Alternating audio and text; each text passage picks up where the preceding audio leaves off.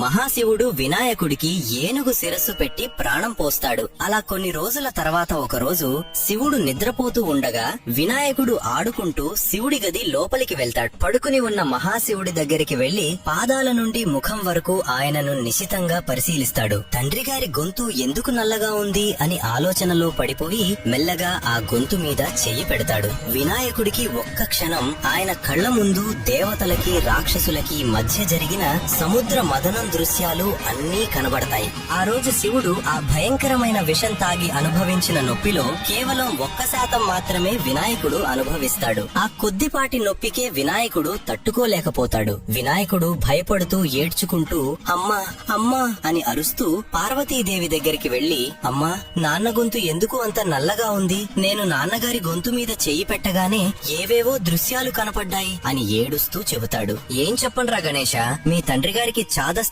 చాలా ఎక్కువ.